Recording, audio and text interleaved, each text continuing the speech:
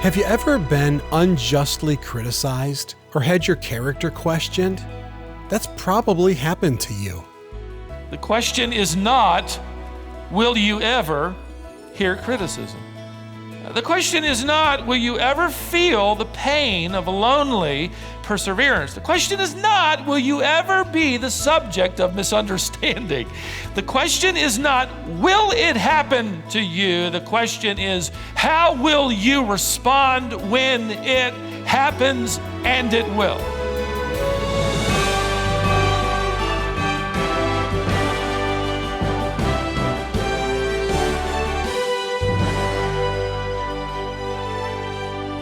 Welcome back to Wisdom for the Heart with Stephen Davey. We're talking today about those times when someone accuses you or tries to make you look bad. One of the things we're not going to hear in this message is a list of strategies for avoiding those kinds of attacks. The question we want to look at today is, how do we respond biblically when that happens?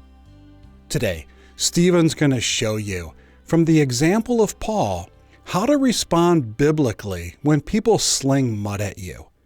This is part 2 of a message Stephen began yesterday entitled, Modeling a Godly Response to Mud.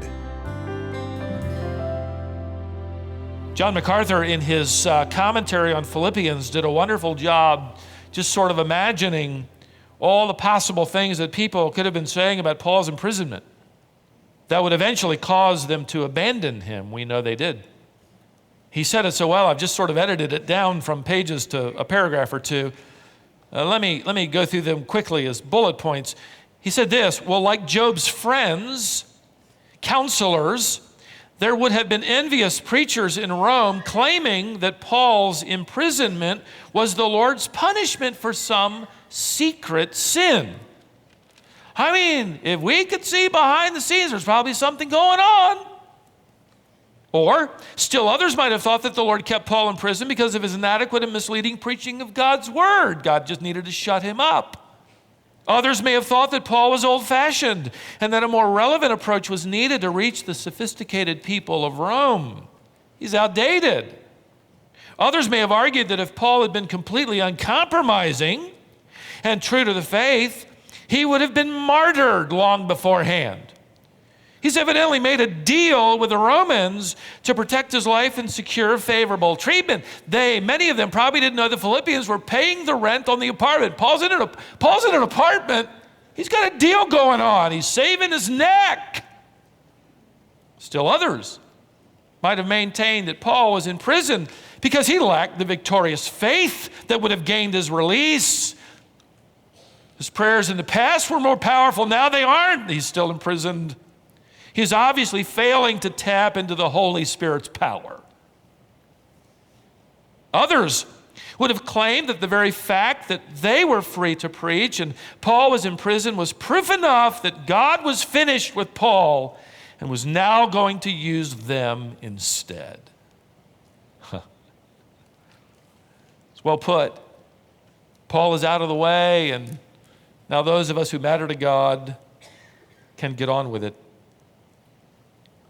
Those who loved Paul, were willing to think the best, knew he wasn't in prison because of secret sin or an impure life or a lack of faith or because God's Spirit was finished with him.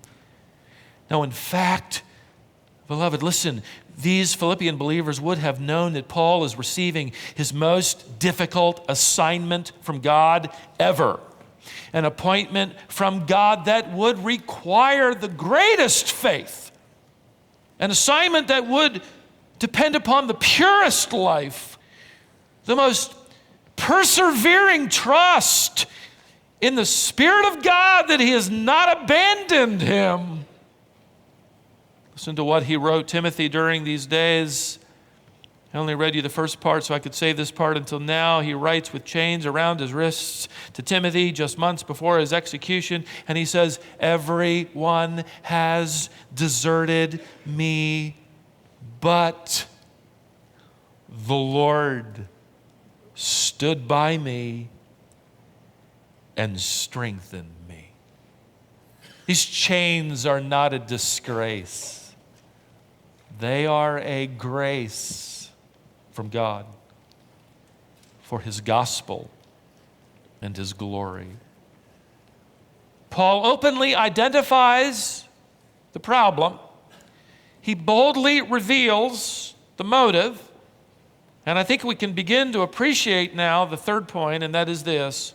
Paul graciously resists retaliation. Verse 18. Look at that first phrase. What then? Stop there. That's a sermon. Oh, it was tempting. What then? You could translate that, so what? Well, so what? What about it? In other words, what does it really matter if I'm loved or hated? This is God's assignment.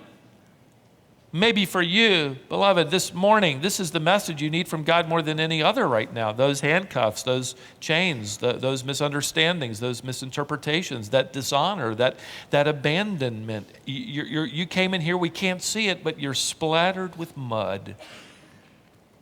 Verse 18, look, it should have opened with something more like, well, let me tell you a thing or two. Let me set the record straight and go on for a chapter or two. Wait till I get a hold of you guys. I mean, he could have skinned these Roman Christians alive, but he resists self-defense, self-promotion. He could have rattled off his resume. Have you forgotten who I am? The apostle of God to the Gentiles? Have you forgotten my epistle? Have you forgotten my past? He could have reminded them of it all. No, that's how you respond if you want to jump into the political fracas. And Paul refuses to play the game. Preaching Christ is not a race for spiritual scalps. It isn't a contest to see how and who gets the most delegates on the convention floor. Paul refuses to play pastoral politics in the parish, among the pews. He won't join their game. And you're left thinking, no, Paul, they've abandoned you. You should hear what they're saying. You should hear what they've concluded. He knows. He knows.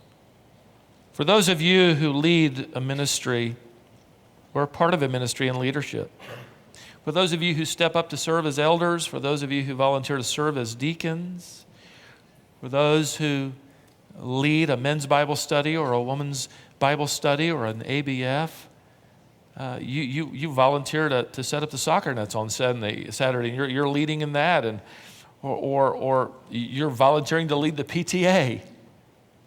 The question is not, will you ever hear criticism?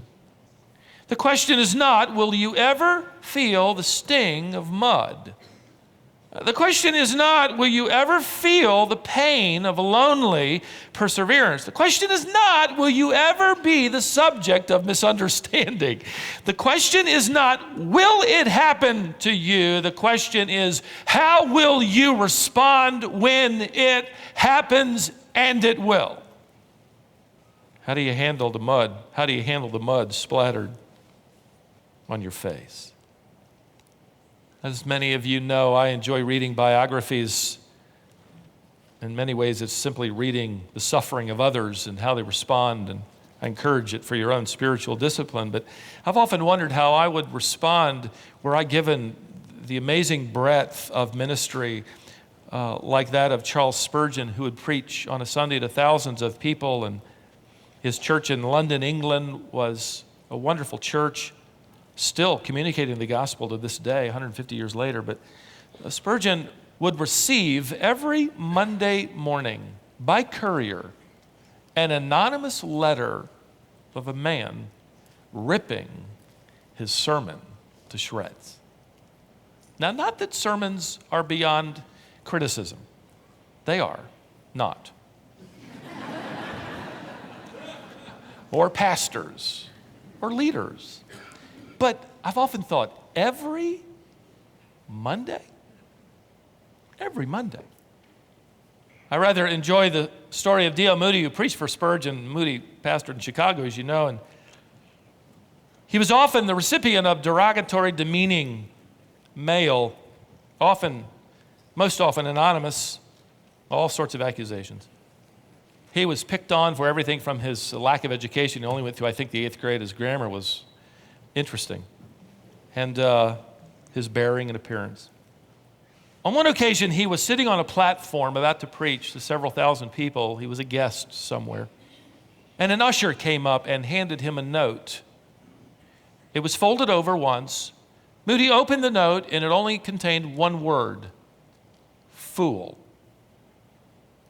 He folded the note back. In a moment or two, he stepped up to preach, and he brought the note with him, and he said, "You know, I have a note with me with a single word, fool, written here. I often receive unkind messages that are unsigned. The strangest thing, the author's forgotten to write me a message, but has merely signed his name."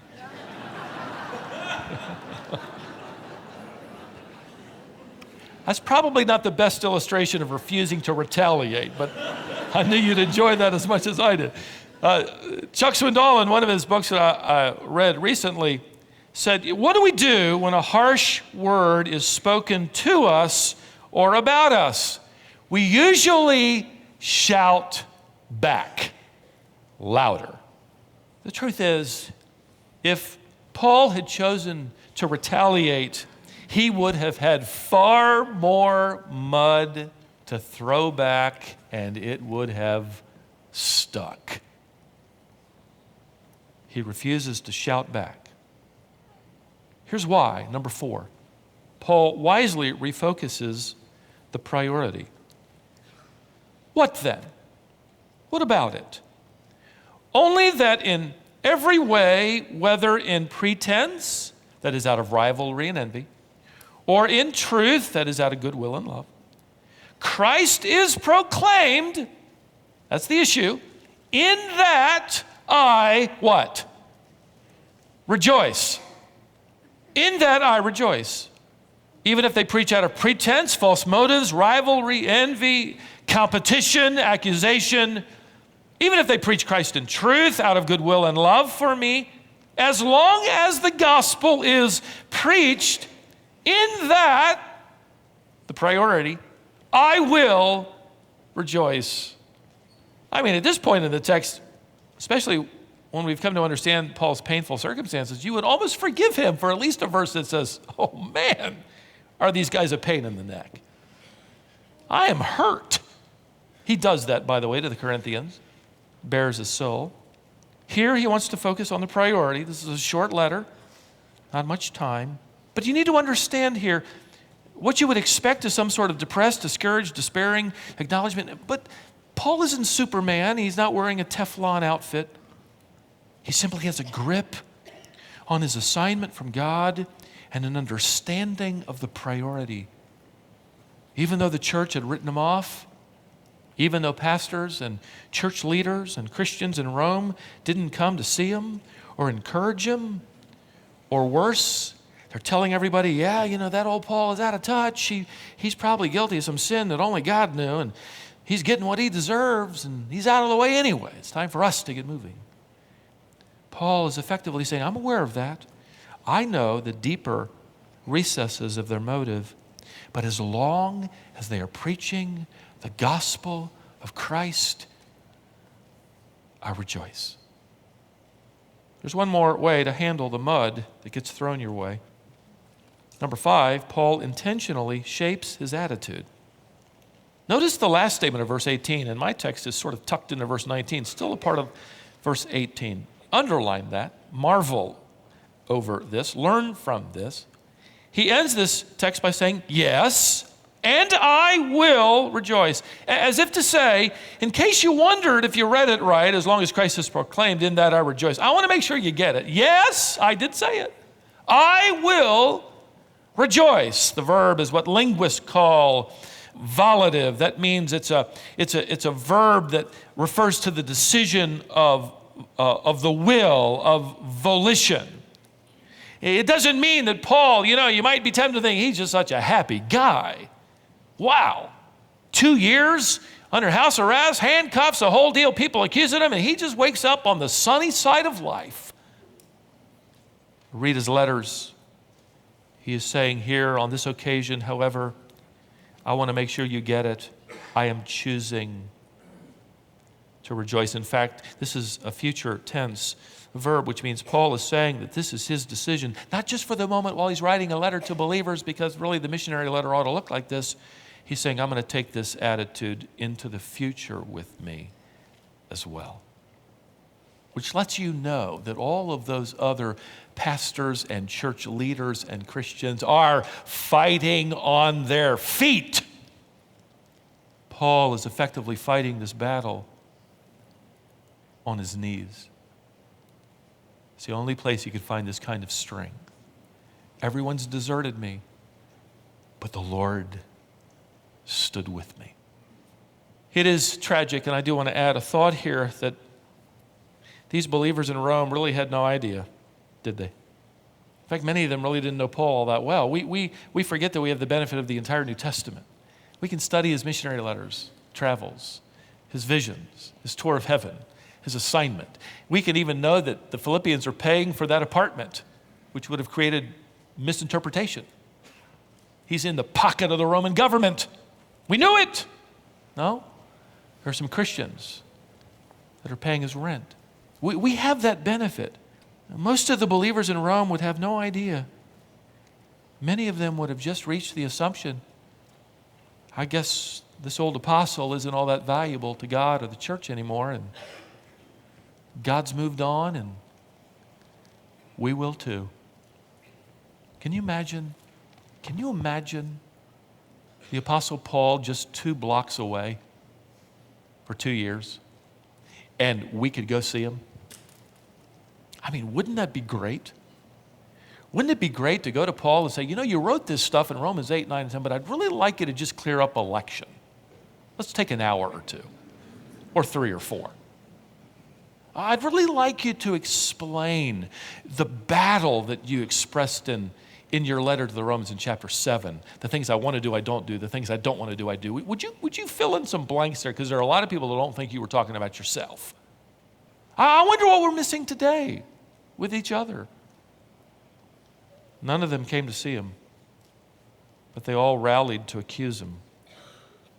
Let's do the opposite, beloved.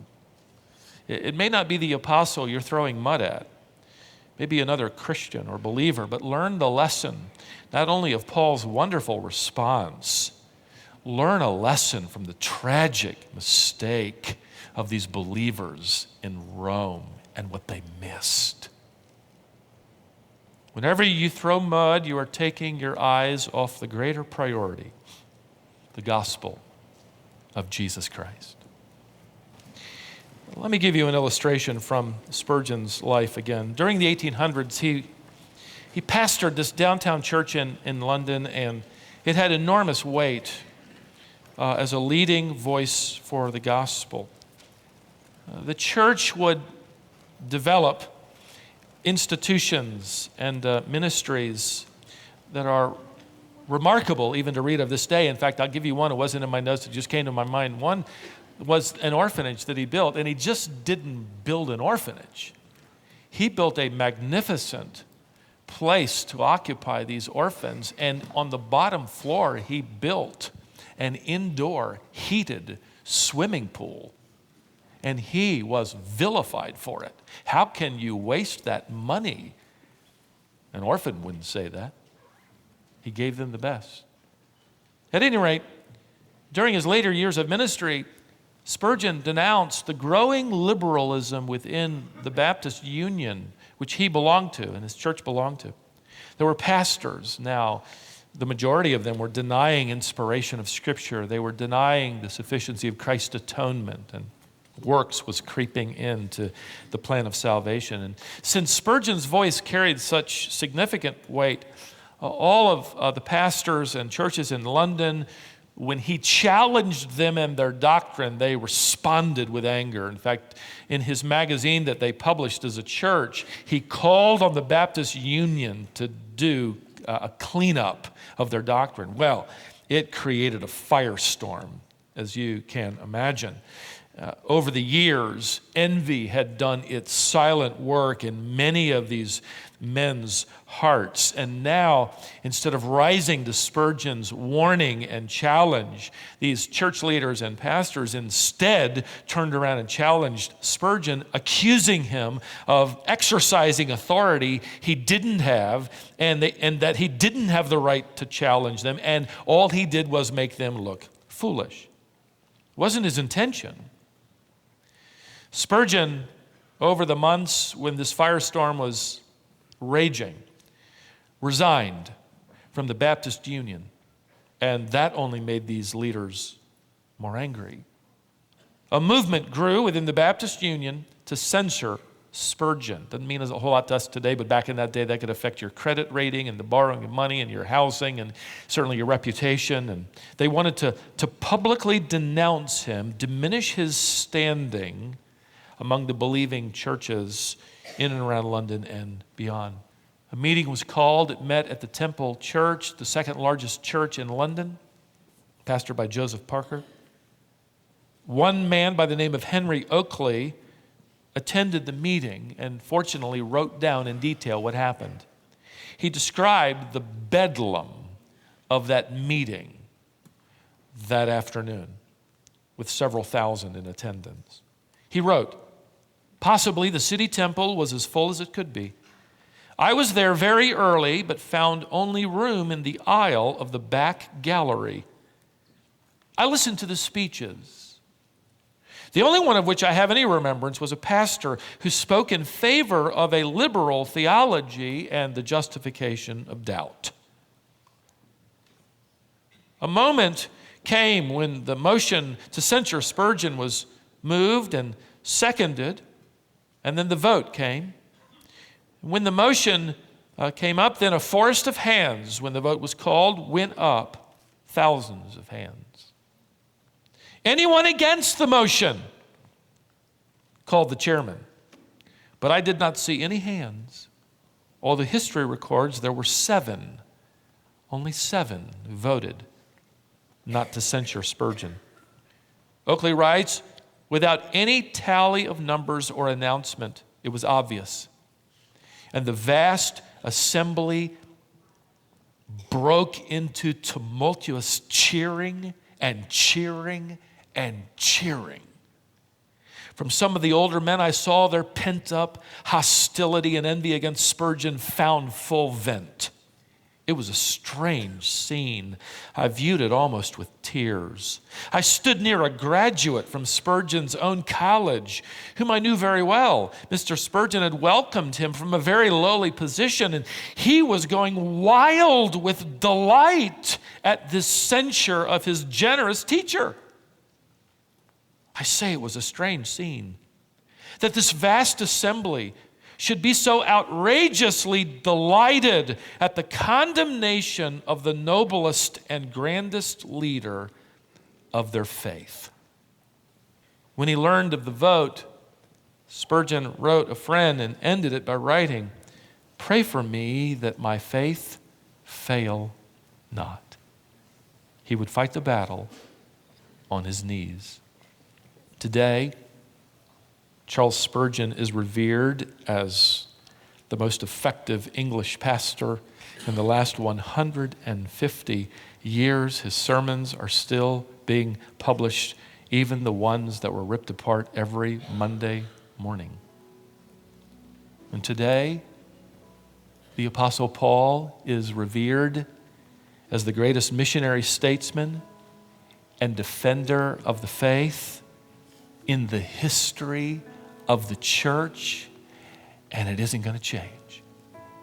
J. Oswald Sanders wrote in his classic work entitled Spiritual Leadership, "The crowd at large does not recognize a leader until they are usually gone, and then they build a monument for him with the stones they threw at him when he was alive.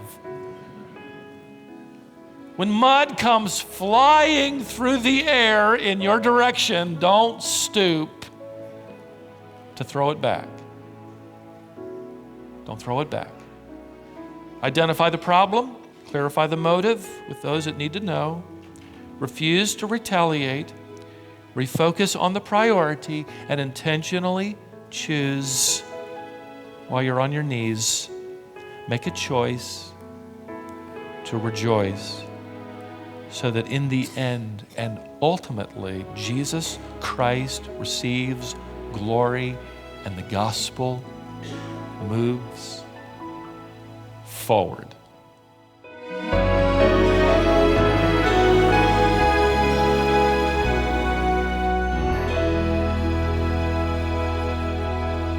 That was Stephen Davey, and this is Wisdom for the Heart. Today's message is called Modeling a Godly Response to Mud. I trust that you found the 5 principles Stephen shared today to be practical and helpful. We all face times when others accuse, misunderstand, or misrepresent us. We need to know how to respond when that happens, and that's what today's lesson is all about. If you joined us late, or if you'd like to listen to this message again, we've posted it to our website. You'll be able to listen free and on demand at wisdomonline.org. You'll also find it on our smartphone app that you can install to your iPhone or Android device. Look for the app called Wisdom International. It's not just today's message, but all of Stephen's teaching is posted on both of those platforms, and you can access that anytime. Stephen's working his way through a series called Moving Forward. The series comes from the book of Philippians. You may know that Stephen has a series of books that we call the Wisdom Commentary series. There's 10 volumes in total, and Philippians is one of those. If you'd like to dive deeper into your study of this practical book, I think you'd enjoy having a copy of Stephen's book entitled Philippians. We can give you information about that resource if you call us today at 866-48-BIBLE. That's 866-482-4253. Philippians and all the other volumes in the Wisdom Commentary series are also available in the resource section of our website. That address, once again, is wisdomonline.org. Sharon from Harvest, Alabama wrote to say this: "This radio broadcast is such a blessing to me as I'm in the middle of a very difficult situation. I find great encouragement every morning by your preaching of the Word." Thank you, Dr. Davey. Well, thank you, Sharon, for writing to us. We were glad to hear from you. Join us next time as we continue this series on Wisdom for the Heart.